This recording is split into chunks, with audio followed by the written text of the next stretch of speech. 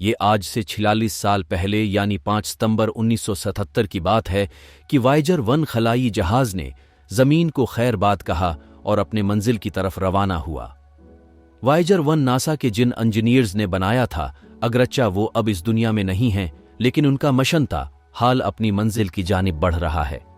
یہ مشن بنیادی طور پر 2 حصوں پر مشتمل تھا۔ مشن کے پہلے حصے میں وائجر 1 کو مشتری اور زحل کا تفصیلی جائزہ لینا تھا۔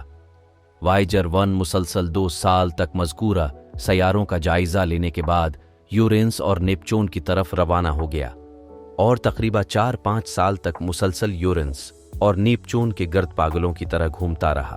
وائجر 1 نے مشتری کے پاس سے گزرنے میں 2 سال کا وقت لیا، مگر وہاں سے جو ڈیٹا بھیجا اس میں کوئی انفارمیشن نہیں تھی۔ وہ ایسے سگنلز بھیجتا رہا جیسے اس پر مسلسل فائرنگ ہو رہا ہو۔ ناسا میں بعض فلکیات دان تو یہ کہنے پر مجبور ہو گئے تھے کہ وائجر 1 پر خلائی مخلوق فائرنگ کر رہی ہے، لیکن بعد میں پتہ چلا کہ وہ فائرنگ نہیں بلکہ مشتری پر طوفان سے نکلنے والی ویوز تھی، جس کو وائجر 1 مسلسل ڈیٹیکٹ کر رہی تھی۔ مشن کے دوسرے حصے کے مطابق وائجر 1 کو ہمارے نظام شمسی کے باہر تک سفر کرنا تھا۔ چونکہ وائجر 1 پہلے مشن کے پہلے حصے میں کامیاب رہا، جبکہ مشن کا دوسرا حصہ قدرے مشکل ہے اور وہ ہم شاید دیکھ نہیں پاسیں گے۔ وائجر 1 اس وقت ہم سے تقریباً 32 بلین کلومیٹر کی دوری پر ہے۔ یہ ہم سے اتنی دوری پر ہے کہ اس کا ایک سگنل زمین پر پہنچتے 22 گھنٹے کا وقت لیتی ہے۔ امریکہ میں اگر آپ کسی دوست سے بات کرتے ہیں تو آپ کا ایک ہیلو یہاں سے وہاں سیکنڈ کے 1000ویں حصے میں پہنچتا ہے۔ اس سے آپ خود اندازہ لگائیں کہ یہ مسافر ہم سے کس قدر دور جا چکا ہے کہ اس کا ایک ہیلو 22 گھنٹے میں پہنچتا ہے۔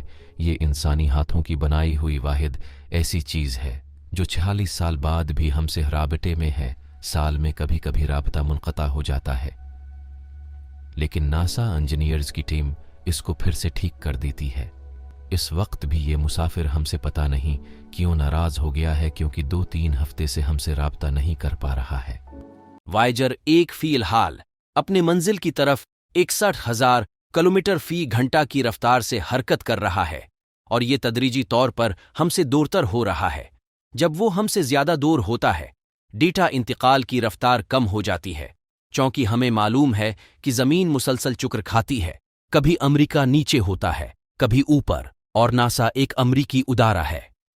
اس حرکت کی بنا پر جب ہمیں کچھ مواقع پر وویجر کی کرافٹ کو الٹی سمت میں منحصر ہونے کی وجہ سے خرابی کا سامنا ہوتا تھا، تو ناسا نے اپنے ڈیپ سپیس نیٹ ورک کو وسیع کرنے کا فیصلہ کیا، جس میں آسٹریلیا اور ہسپانیہ میں اسٹیشنز شامل تھے تاکہ وویجر کے ساتھ مسلسل رابطہ قائم رہ سکے۔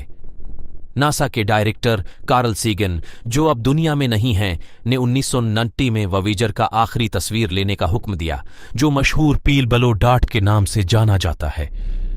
اس کے بعد ویجر کی کیمرے کو بند کر دیا گیا، کیونکہ ویجر کی کیمرے اور دیگر الیکٹرانک آلات نیوکلیئر پاور سے چلائی جاتی ہیں اور انہیں فعال رکھنے کے لیے کوئی اضافی توانائی کی ضرورت نہیں ہوتی۔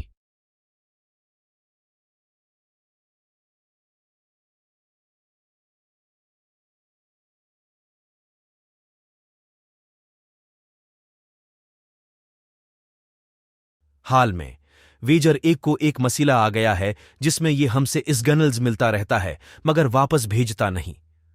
ناسا کے انجینئرز 2 ہفتوں سے زیادہ سے ویجر 1 کو درست کرنے کی کوشش کر رہے ہیں، مگر انہیں ابھی تک کامیابی نہیں ملی ہے۔